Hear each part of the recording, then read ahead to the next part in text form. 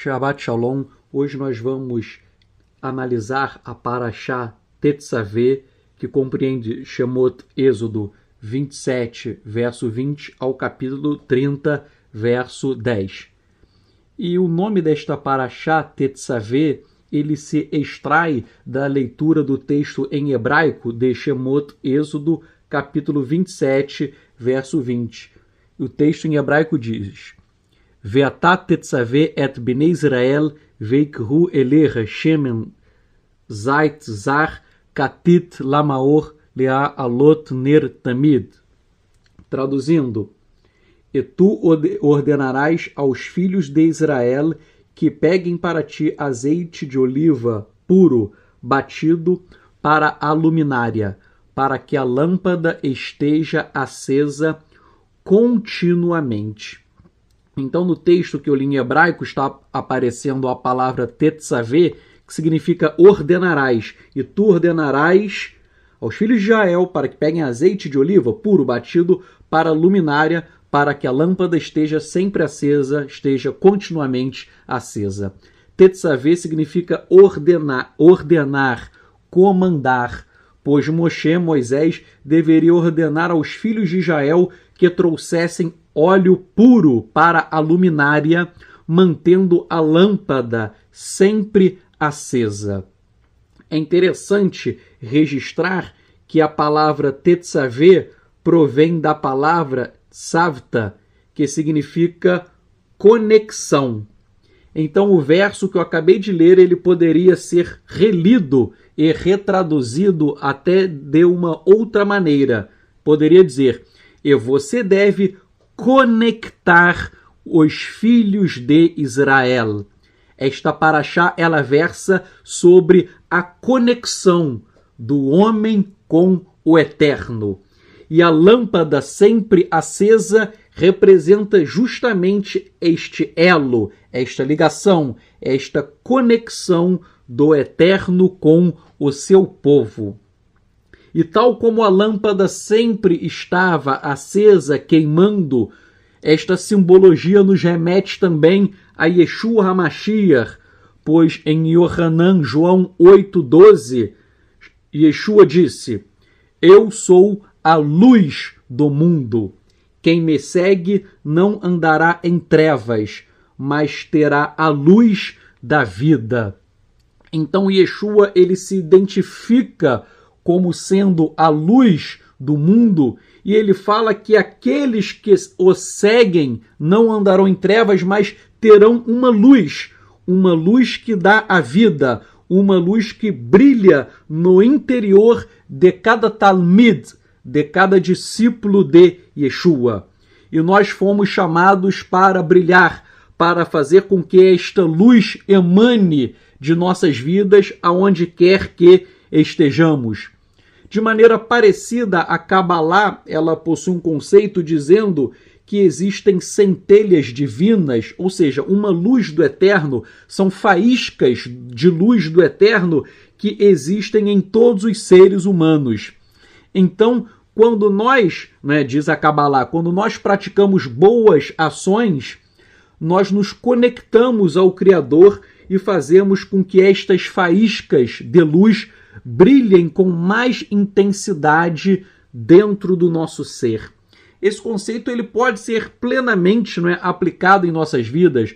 Eu não concordo com tudo da Kabbalah, existem coisas erradas na Kabbalah, mas isto de que nós temos que brilhar, nós temos que fazer com que a luz do eterno resplandeça em nossas vidas, isto é um conceito que está nas Escrituras. Mas eu vou além. Nós temos que fazer com que o que Yeshua disse, deixar a luz dele brilhar em nossas vidas.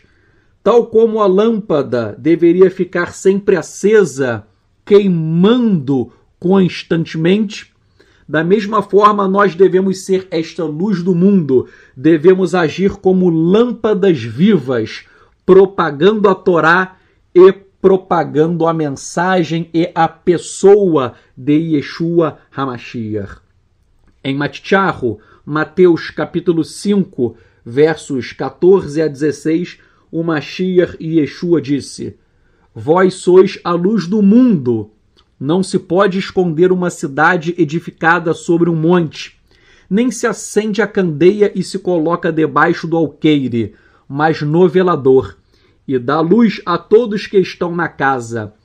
Assim resplandeça a vossa luz diante dos homens, para que vejam as vossas boas obras e glorifiquem a vosso Pai que está nos céus. Esta mensagem de Yeshua é fundamental. Nós devemos resplandecer esta luz diante dos homens, como Yeshua disse, praticando boas obras. E daí eu convido você a uma reflexão.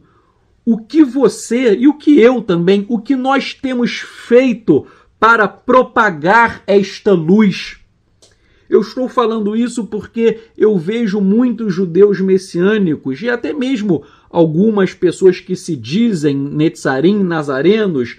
Hoje em dia todo mundo diz que é discípulo de Yeshua, porém são poucos aqueles que realizam boas obras que glorificam o Pai Celestial e dignificam o próprio Messias Yeshua.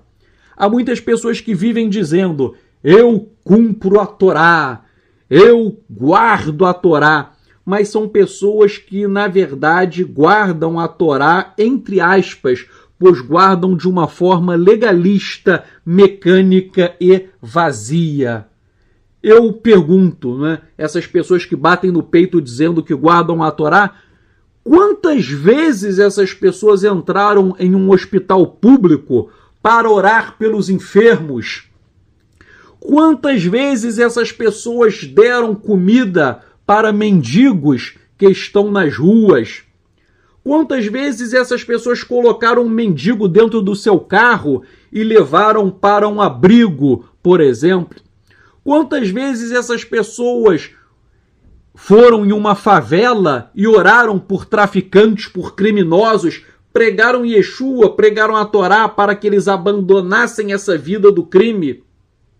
Estou dizendo isso porque muitas pessoas falam e não fazem absolutamente nada. E isto é um pecado chamado hipocrisia. Quantas vezes essas pessoas separam parte dos seus recursos financeiros e pegam esses recursos e doam em orfanatos, em asilos, em algum lugar que trate de viciados, de substâncias entorpecentes? É importante que nós tenhamos boas obras, que nós venhamos a resplandecer a luz do mundo Yeshua que habita em nós. Eu estou dizendo isso porque, repito, nós devemos praticar o bem. Não adianta falar que você guarda a Torá se você não faz absolutamente nada pelo próximo. Se você não faz nada pelo próximo, na verdade você não guarda a Torá. Tire seu tempo se você fala que não tem, eu não tenho dinheiro, se você não tem dinheiro, vá a um hospital público e ore pelos enfermos. Você não tem dinheiro? Entre numa favela e ore por traficantes, por criminosos. Você tem dinheiro? Pegue o seu dinheiro e ajude os órfãos, os necessitados, os mendigos. Eu estou falando isso porque é muito importante. Graças à récia da misericórdia do Eterno, eu tive particularmente oportunidade de algumas vezes, de muitas vezes até, de orar por enfermos em hospitais, em algumas vezes de entrar em favelas e pregar para traficantes, para criminosos. Várias vezes eu tive a oportunidade que o Eterno me concedeu para tentar levar a mensagem a estas pessoas. Então, nós não podemos esquecer isso. Muitas pessoas ficam apenas no estudo, apenas na letra, mas esquecem da parte prática. Tanto de você visitar, de você pregar, quanto também é importante você separar parte dos seus recursos para fazer tzedakah, traduzido normalmente como caridade. Caridade aos órfãos, às viúvas, aos enfermos, etc. Bem, Essa paraxá continua falando, né, do azeite de oliva para a lâmpada, para a menorá, fala que o azeite de oliva ele deveria ser puro. E nós sabemos que a oliveira é um dos símbolos de Israel, conforme nós lemos em Romanos 11. Então, tal como o azeite de oliva ele deveria ser puro, nós também devemos buscar a pureza, lev tahor, um coração puro. Tal como o azeite é puro, esta pureza deve existir em nossas vidas. E o azeite, como eu disse, simboliza Israel.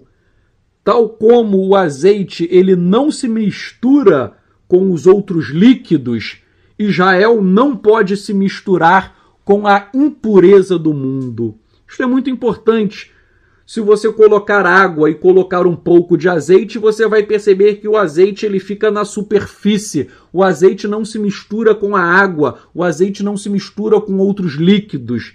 Da mesmíssima maneira, nós, Talmidim de Yeshua, nós, israelitas, não devemos nos misturar com qualquer tipo de impureza do mundo. Não devemos nos contaminar com tantas coisas nocivas que assolam a nossa sociedade.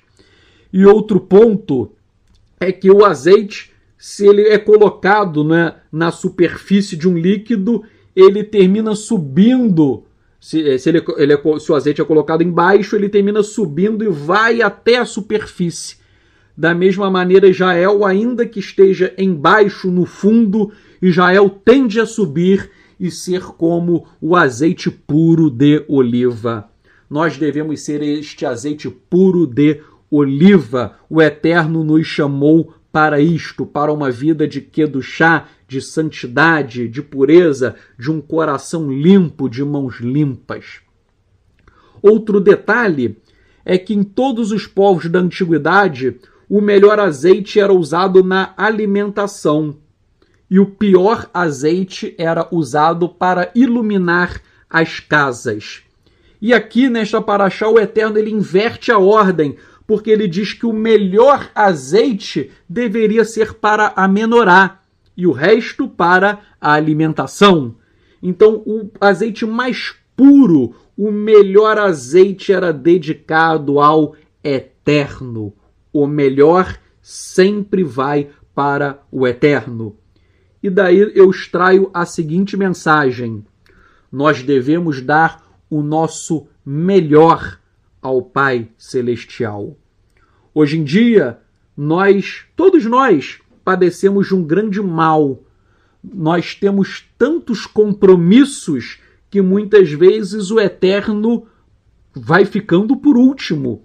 Há pessoas que trabalham, que estudam, que fazem isso e fazem aquilo, que enchem as suas agendas, a agenda fica lotada e o tempo para o Eterno fica sendo a sobra. Isso está errado. O Eterno ele deve ser o principal da nossa agenda. Consulte a sua agenda e veja quanto tempo por dia você se dedica ao Eterno. Orando, estudando as Escrituras, louvando, dignificando. Quanto tempo você dedica ao Eterno?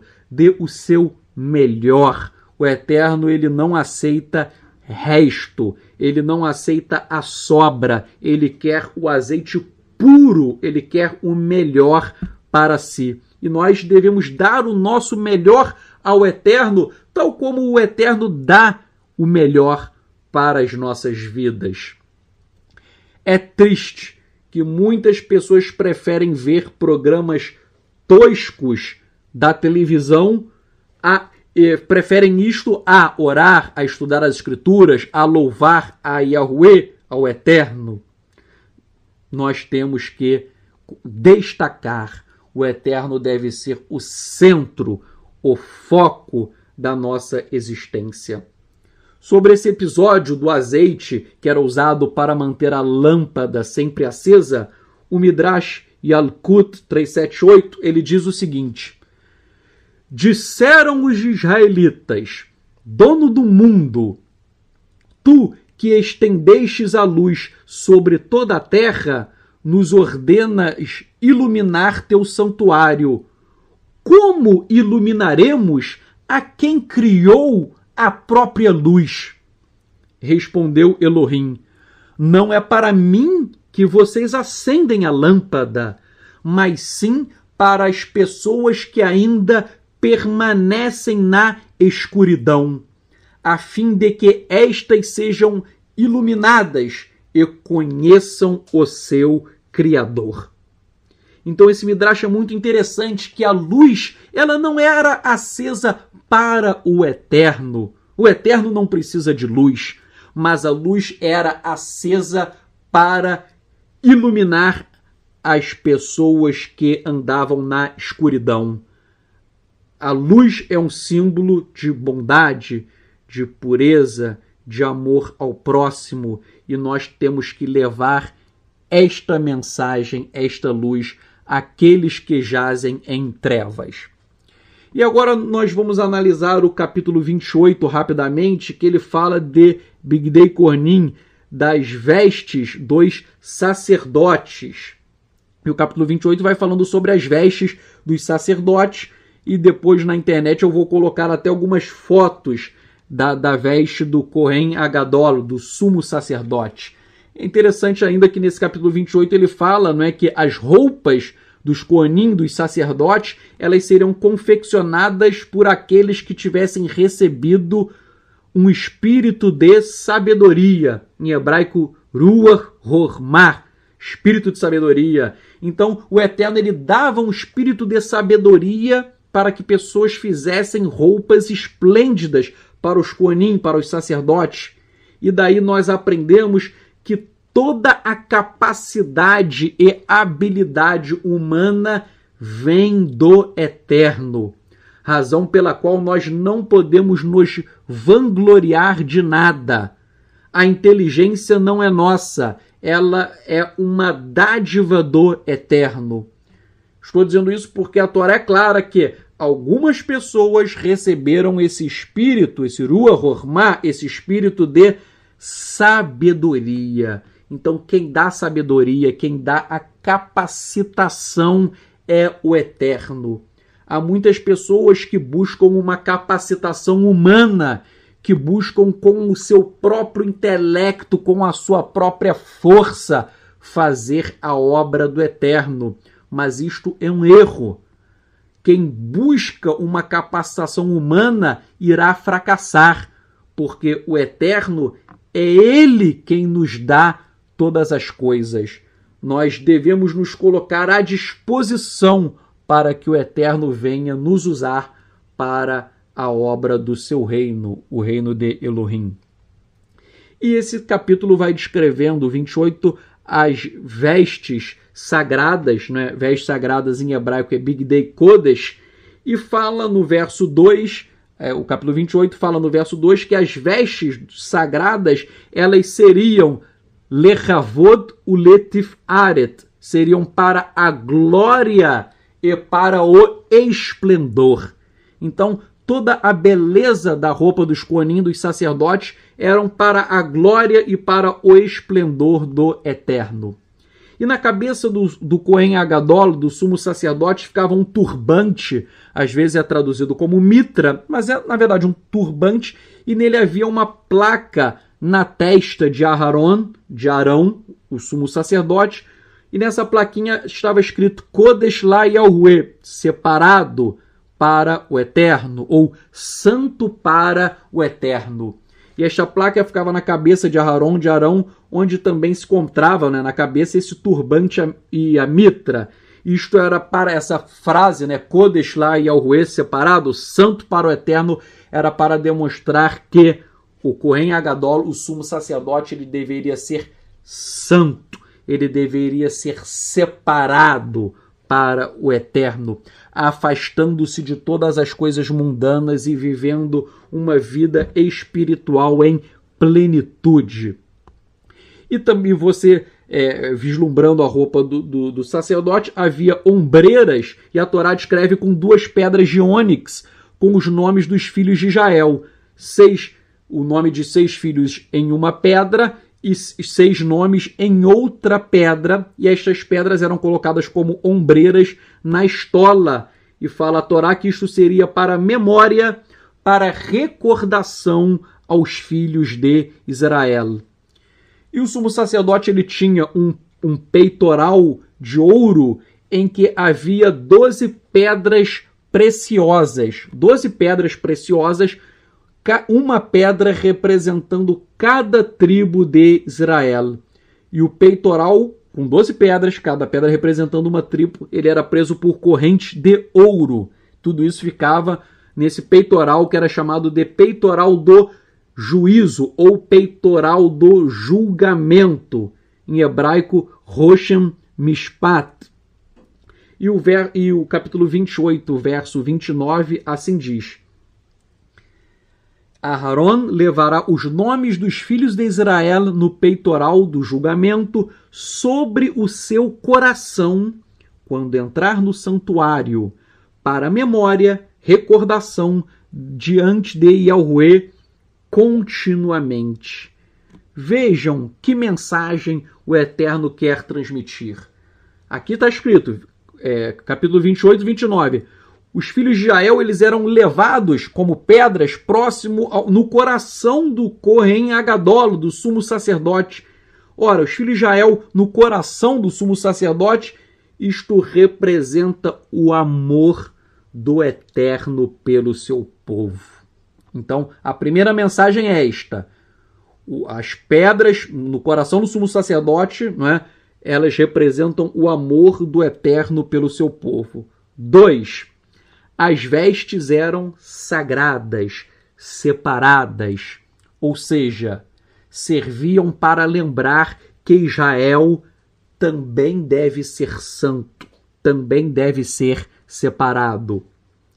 3. O peitoral era chamado de peitoral do julgamento, Roshem Mishpat, e isto nos transmite a seguinte mensagem: peitoral do julgamento.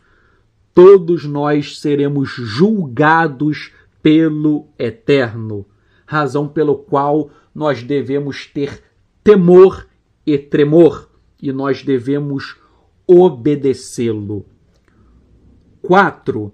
Tudo aquilo seria para uma recordação continuamente, diz a Torá, uma recordação para sempre.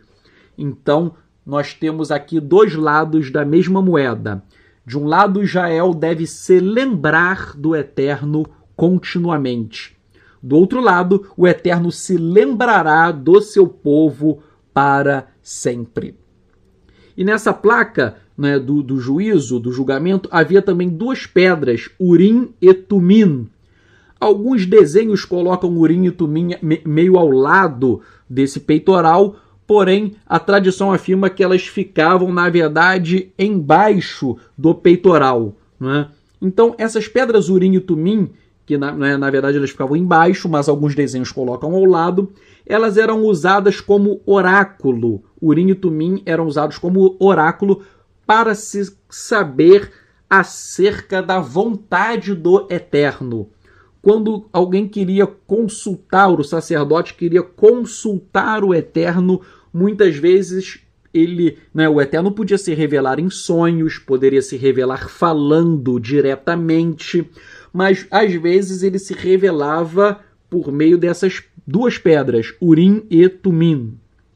E o Talmud, no Tratado de Yomá 73a e b, ele afirma que o tetagrama estava escrito dentro das dobraduras do peitoral, por meio do qual as letras dos nomes das 12 tribos de Israel brilhavam, e por meio desse brilho o sacerdote usava a inspiração do Eterno para saber a sua vontade.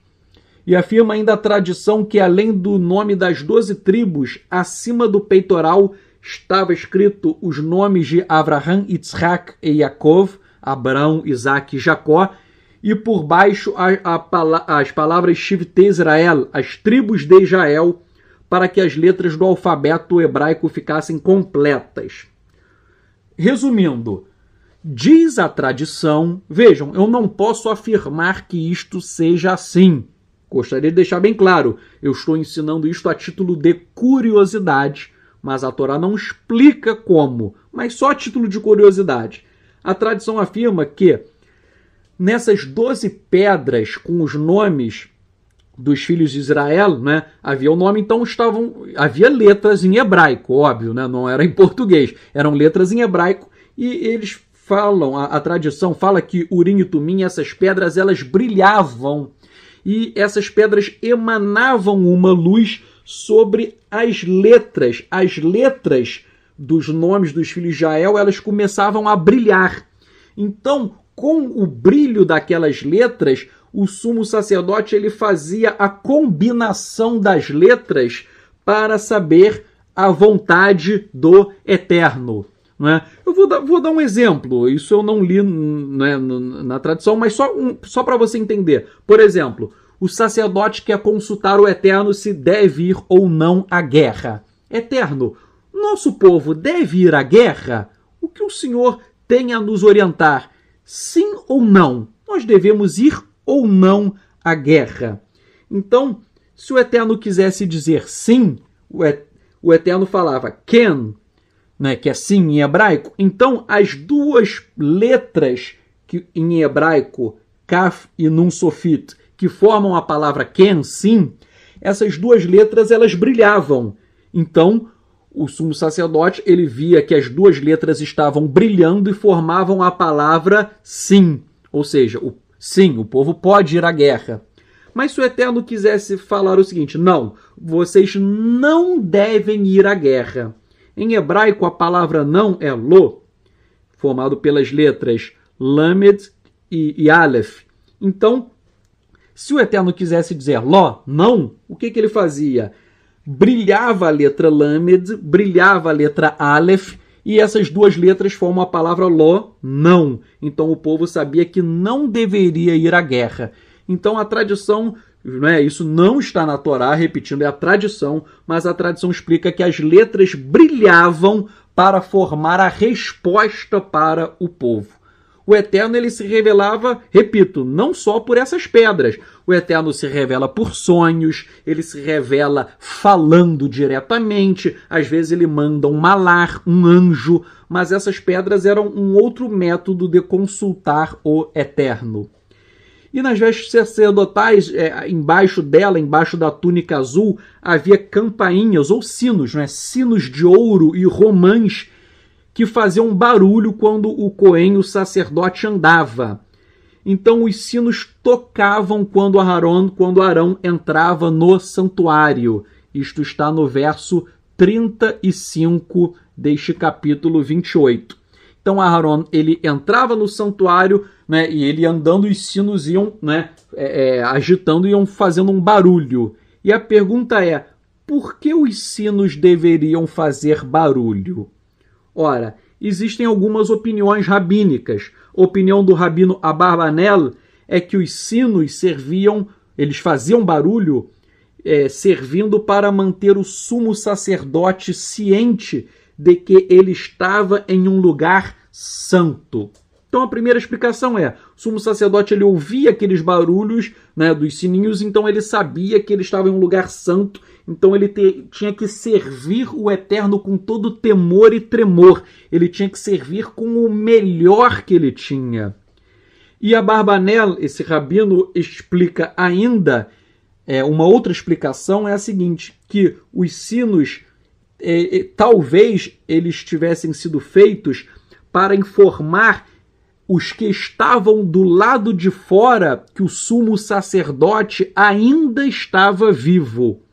Pois se o sumo sacerdote, o Cohen Agadol, sumo sacerdote, se ele não fosse puro em sua fé, ele não iria sobreviver ao entrar no santuário. Então a segunda explicação é, as pessoas ficavam do lado de fora, o sumo sacerdote entrava, ele ia andando, as pessoas iam escutando barulho. Se não houvesse mais barulho nenhum, significa que ele morreu. E por que ele morreu? Porque se ele não fosse puro em sua emuná, em sua fé, ele iria ser exterminado pelo Eterno. Então ninguém ouviu mais barulho, né? Sei lá, se passou 1 minuto, 2, 3, passaram-se 20, 30 minutos, passou-se muito tempo, ele não deu sinal de vida, significa que ele morreu. Essa é a opinião do Rabino Abarbanel. E Moshe ben Nachman, conhecido como Narmânides, ele dá uma outra explicação. Ele diz que os sinos agiam como um tipo de pedido de entrada do sumo sacerdote, pois da mesma maneira que entrar em um lugar sem ser convidado pelo rei, isto é uma grave ofensa, assim também entrar no santuário do Eterno sem prévio aviso causaria a morte do sumo sacerdote. Então Narmânides ele diz o seguinte: se você vai se apresentar para um rei, você tem que ser convidado. Você chega, né, sei lá, no palácio, você tem que tocar a campainha, você tem que anunciar a sua presença. Então Narmânides ele explica que o sumo sacerdote ele ia fazendo aquele barulho no sino, anunciando, pedindo uma licença, entre aspas, para entrar, anunciando que ele estava indo até o Eterno. Eu dei todas essas opiniões, né, só para você saber dessa divergência teórica entre os rabinos, e daí você pode refletir, orar e escolher o que você acha mais correto. Bem, vou fazer um resumo. Toda a beleza das vestes dos sacerdotes, né, Bigdei Kohanim, toda a beleza dessa indumentária, ela tinha várias funções. As roupas, elas eram belíssimas, consagradas, pois elas tinham por objetivo demonstrar 1. A santidade do Eterno. 2. A exigência de que o povo de Israel também deveria ser kadosh, também deveria ser santo. 3. Elas serviam como um elo, como uma conexão do Eterno com o seu povo, por meio das 12 pedras que eram colocadas na altura do coração. E 4. O peitoral do julgamento sinalizava que o Eterno, ele julgará o seu povo, ele julgará, na verdade, todos os seres humanos. E isso infundia um temor. Então essas são as 4 funções simbólicas das roupas dos sacerdotes, Bigdei Kohanim, ou roupas sagradas, Bigdei Kodesh. 4 funções, repetindo. 1. Externar a santidade do Eterno. 2. Demonstrar que Israel também deve ser santo, também deve ser kadosh. 3. Uma conexão do Eterno com o seu povo pelas pedras que eram colocadas no coração. E 4. O peitoral do julgamento demonstra que todos nós seremos julgados pelo Eterno. E agora nós vamos entrar no capítulo 29, que ele apresenta um sistema sacrificial interessante e de suma importância. Por quê? Porque Yohanan, João, ele diz que Yeshua, Hamashiach, ele é o Cordeiro de Elohim que tira os pecados do mundo. Todo mundo lembra, né? Que Yohanan, João fala: eis o Cordeiro de Elohim que tira o pecado do mundo. Porém, alguns judeus tradicionais dizem o seguinte. Eles dizem o seguinte, olha só, os judeus que não creem em Yeshua dizem: de acordo com a Torá, os cordeiros nunca foram oferecidos para fazer expiação dos pecados. Logo, Yeshua não pode expiar pecados. Ora, esses judeus tradicionais, eles dizem que os cordeiros nunca foram usados para fazer expiação. Logo, se Yeshua é um cordeiro de Elohim, Yeshua não pode expiar pecados de ninguém. Isto é o raciocínio de alguns judeus tradicionais. E eu vou analisar o capítulo 29 para ver se eles estão certos ou se eles estão errados. Dizem eles que os sacrifícios de cordeiros não eram para expiar pecados. Será que eles estão com a razão? Vamos analisar detalhadamente o capítulo 29, que ele é muito importante. Bem, o capítulo 29, verso 1, ele fala de um novilho, em hebraico par. Par, ele é um novilho ou um touro jovem, um touro novo. Então, o capítulo 29, verso 1, fala do sacrifício de um par, de um touro novo, de um novilho, e de 2 carneiros. Em hebraico, carneiros se chamam eilim. Ora, então você lendo o capítulo 29, verso 1, você vê que são apresentados 3 animais. Um novilho e 2 carneiros. Só para que muita gente às vezes confunde, o que é um carneiro? Ora, o carneiro é a mesma coisa que um cordeiro. Um cordeiro é um animal novo, um cordeiro é um animal novo. Quando o cordeiro cresce, ele é chamado de carneiro. Então, cordeiro e carneiro, na verdade, eles são a mesma coisa. A única diferença é que o cordeiro é o animal jovem e quando o animal cresce, ele fica numa idade mais avançada, ele é chamado de carneiro. Eu estou dizendo isso para você prestar atenção porque Yeshua é chamado de cordeiro e o cordeiro, ele na verdade ele é um carneiro no futuro. Então nós veremos como que é o sacrifício e se isso pode expiar pecados ou não. Vamos analisar o sacrifício de cada um destes animais. Repetindo, o verso 1 fala de um novilho e de 2 carneiros. Bem, vamos analisar o sacrifício do novilho e depois eu vou analisar o sacrifício dos carneiros. O sacrifício do novilho, par em hebraico, ele está no capítulo 29, versos 10 a 14. E está escrito, você lendo o capítulo 29, versos 10 a 14, fala que Arão e seus filhos colocavam as mãos sobre a cabeça do novilho e o matavam. Isto tem uma simbologia. Colocar a mão na cabeça do animal significa que os pecados estavam sendo transferidos simbolicamente para o animal. O animal inocente ele iria morrer pelos pecados dos homens. Alguns estudiosos até afirmam que o sacerdote confessava os pecados com a mão na cabeça do animal. Então, o homem é pecador e o animal é inocente. O sacerdote coloca a mão na cabeça do animal e confessa o pecado, transferindo para o animal inocente a culpa humana. Então, o animal inocente, ele morre pelos pecados dos homens. Vejam, estou falando do sacrifício do novilho.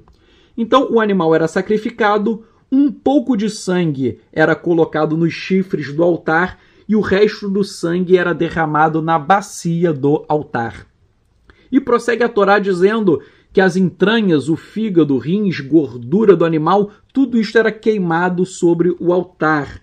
Porém, a pele, a carne e o excremento eram queimados fora do acampamento. Ou seja, tudo era queimado, não sobrando nada para ser comido pelos sacerdotes. E capítulo 29, verso 14, diz que este sacrifício do novilho, que é um touro novo, ele era uma oferta pelo pecado. Em hebraico está ratahu, ou seja, uma oferta pelo pecado. Então, esse era o sacrifício do novilho. Agora nós vamos entrar no sacrifício do primeiro carneiro. Daqui a pouco eu vou chegar no sacrifício de Yeshua, Hamashiach. O sacrifício do primeiro carneiro, que é um cordeiro adulto, ele está no capítulo 29, versos 15 a 18. Aí diz que Arão e seus filhos colocam a mão sobre a cabeça do carneiro, igual o procedimento anterior, a mão, a confissão e tal. Depois eles matavam o carneiro e queimavam completamente no altar. Não sobrava nada para ser comido. E diz a Torá que isso era uma oferta queimada. Este é o segundo carneiro. Desculpem, esse é o primeiro carneiro. E agora nós vamos chegar no segundo carneiro. E esse que você tem que prestar muita atenção, pois é aqui que terá uma grande revelação sobre o sacrifício de Yeshua. Então preste atenção nesse segundo carneiro, Ail, em hebraico.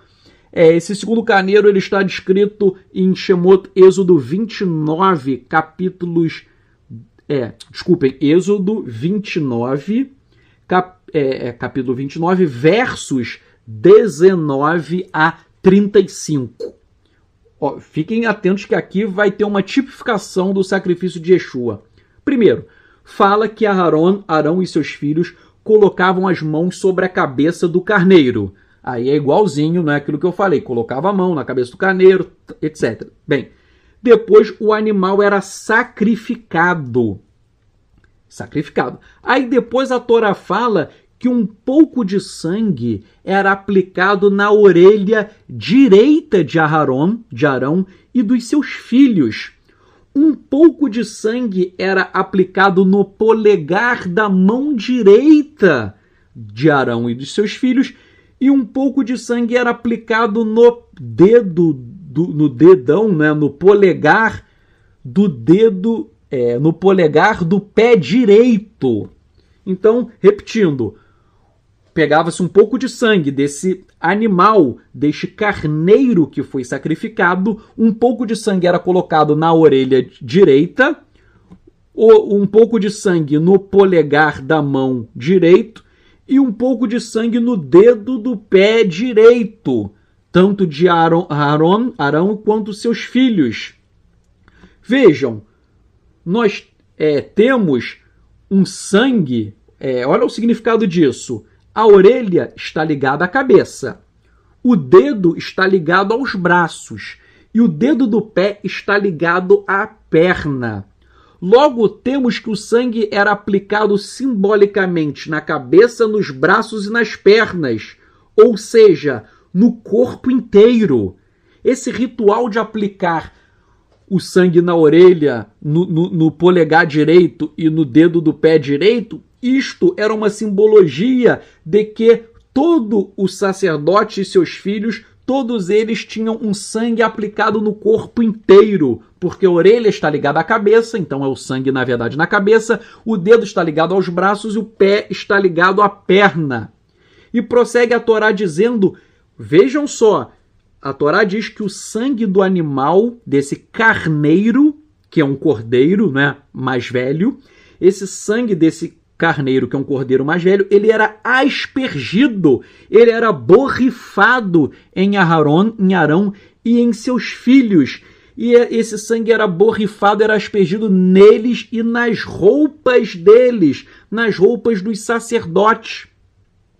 Para quê? Para mostrar que é através do sangue que há a limpeza. É através do sangue que há a purificação.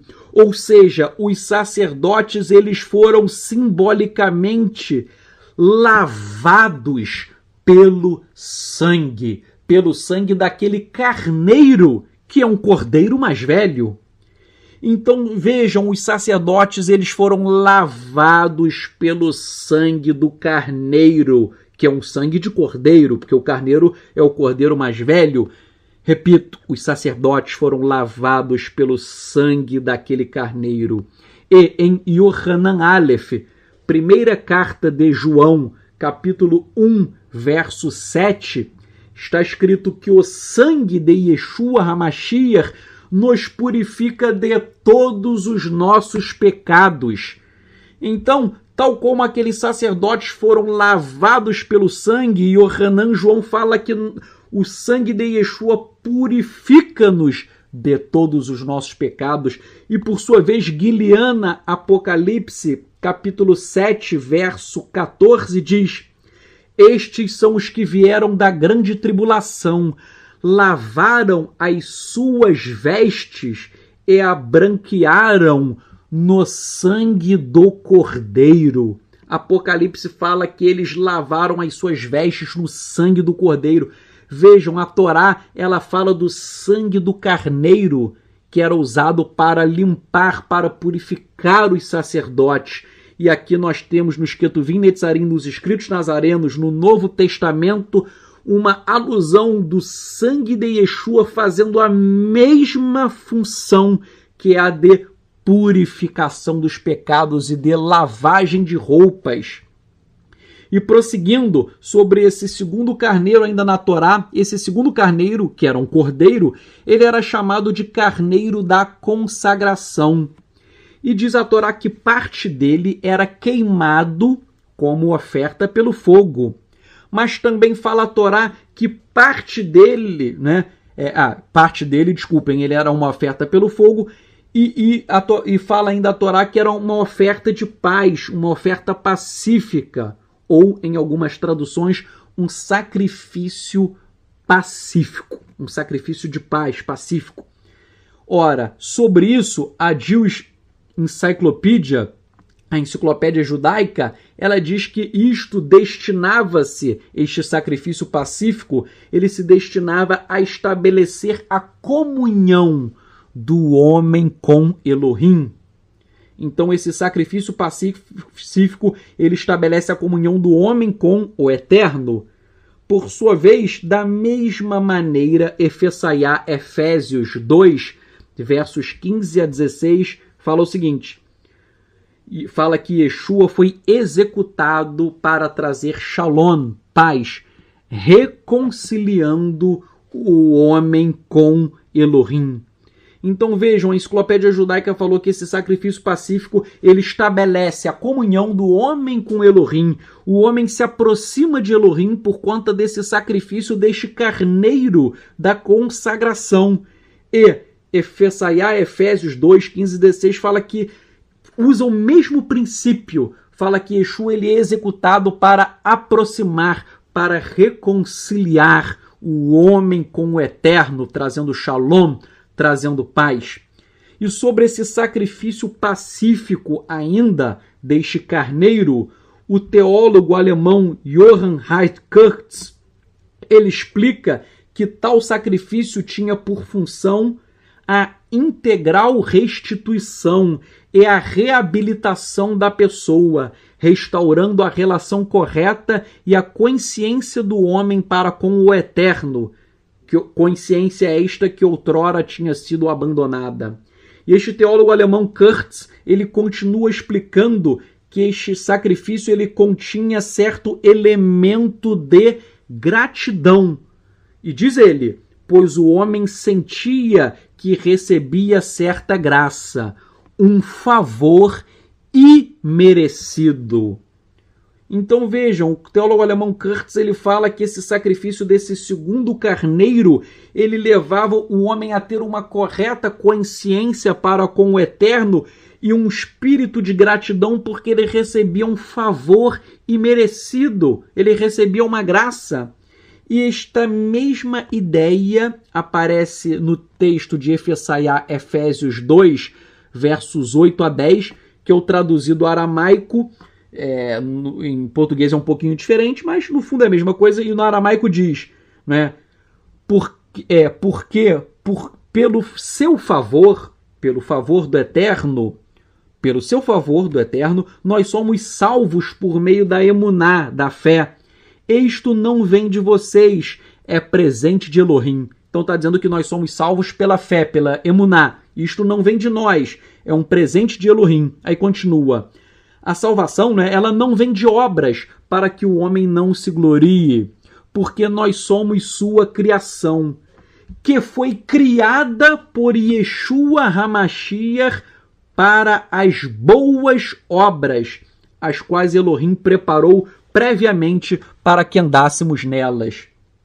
Nesse texto que eu traduzi do aramaico de Efésios 2, 8 a 10, vejam, está dizendo que a salvação ela advém de um favor imerecido. E da mesma forma, aquele sacrifício pacífico daquele segundo carneiro, o teólogo alemão Kurtz, ele fala que também aquilo ali era para lembrar o homem do favor imerecido, da graça. E vejam, esse texto de Efésios, que eu traduzi do aramaico, diz que nós somos sua criação, que foi criada por Yeshua HaMashiach. Então o texto em aramaico de Efésios diz que nós fomos criados por Yeshua. Vejam, nós fomos criados por Yeshua. Então esse texto diz que Yeshua ele é o Criador de todas as coisas. Por quê? Como eu sempre digo, Yeshua é o Criador, porque Yeshua é uma própria emanação do Eterno. Yeshua não é uma trindade, e Yeshua também não é um semideus ou um subdeus. Yeshua é uma emanação do Eterno, e os textos em aramaico são muito claros nesse sentido. E o capítulo 29, voltando ainda de Shemot, Êxodo 29, versos 31 a 32, fala que outra parte deste carneiro, que é um cordeiro da consagração, o peito dele, está no verso 26, o peito deste carneiro, verso 26, ele seria, aí, verso 31, 32, ele seria cozinhado e comido por Arão e seus filhos na entrada da tenda, juntamente com um pão, que era um pão ázimo, uma matzá, conforme você lê no verso 2 deste capítulo. Então vejam, parte deste carneiro era queimado, uma parte era queimada, e a outra parte, o peito, cozinhavam, e esse peito era comido pelo sacerdote Aharon e pelos seus filhos. Agora, eles comem o peito do carneiro, e o verso 33 tem uma questão fundamental. O verso 33 em hebraico está escrito Verlu otam asher kupar bahen.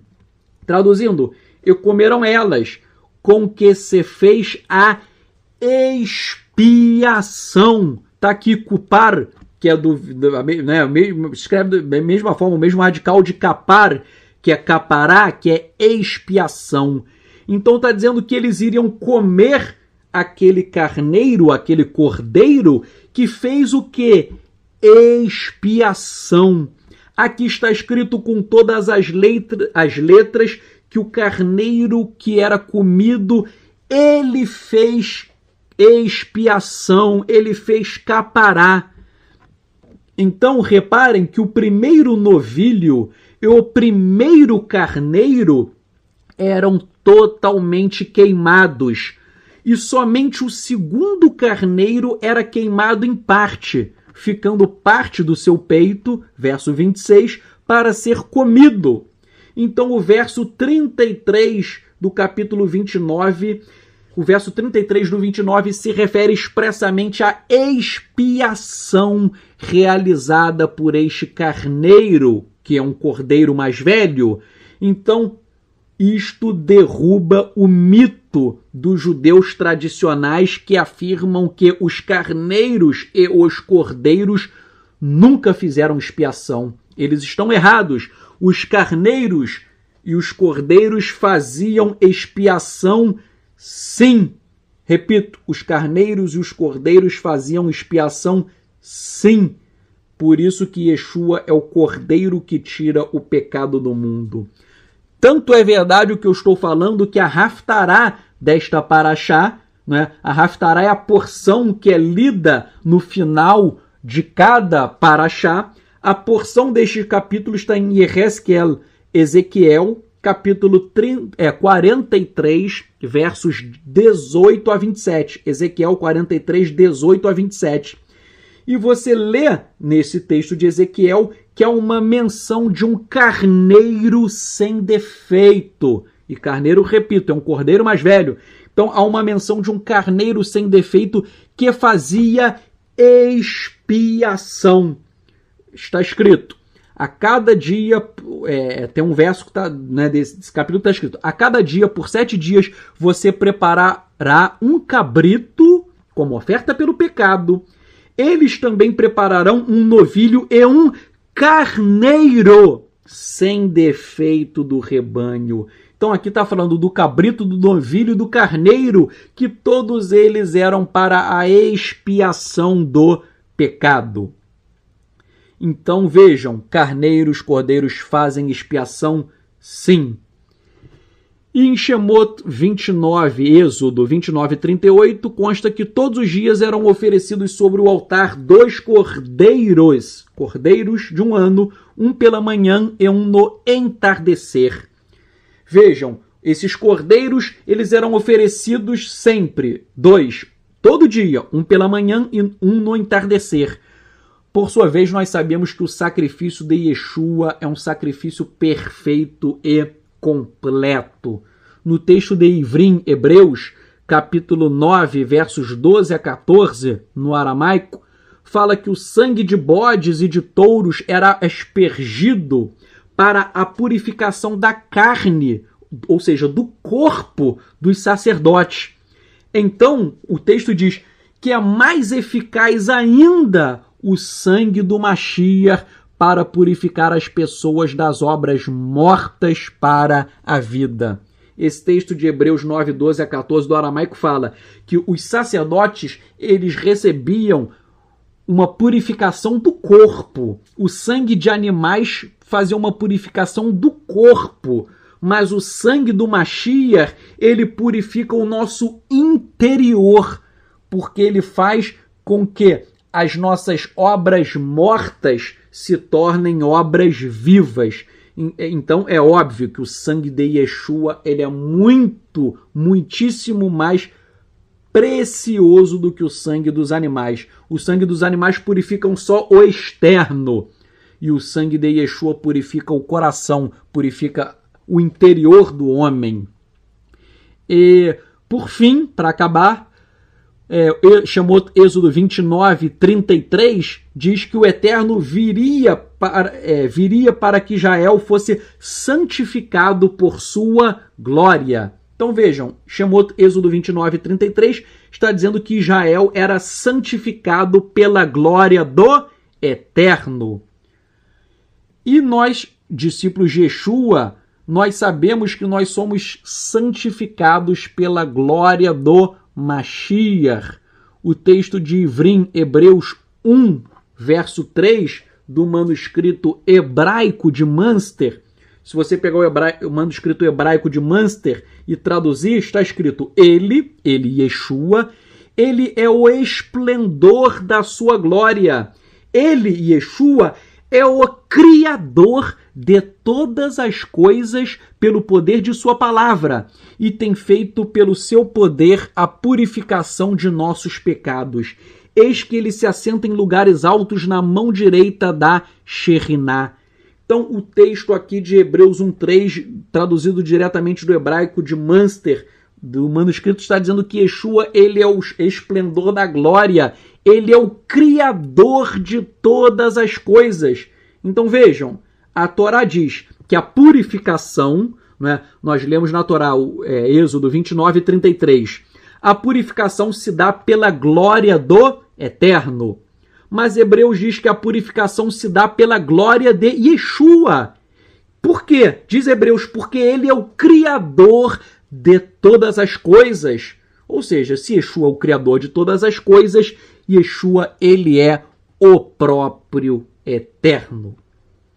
É ele quem nos purifica, é o seu sangue que nos limpa, é o seu sangue que muda o nosso coração, é o seu sangue que nos traz a redenção, é o seu sangue que faz com que nós abandonemos as obras más e pratiquemos obras boas. É o sangue de Yeshua que faz com que aquele que está em trevas, caído, ele se levante como uma nova criatura e venha brilhar a luz, não uma luz humana, mas uma luz que resplandece o próprio brilho, a própria glória de Yeshua, a luz do mundo, pois ele é o nosso Salvador, o nosso Redentor, ele quem faz a expiação, acapará de nossos pecados, é quem purifica o nosso corpo, quem purifica nossa nefesh, nossa alma, quem purifica nossa ruach, o nosso espírito. Ele é o nosso Mashiach e por isso que nós bendizemos o nome de Yahweh, do Eterno, todos os dias,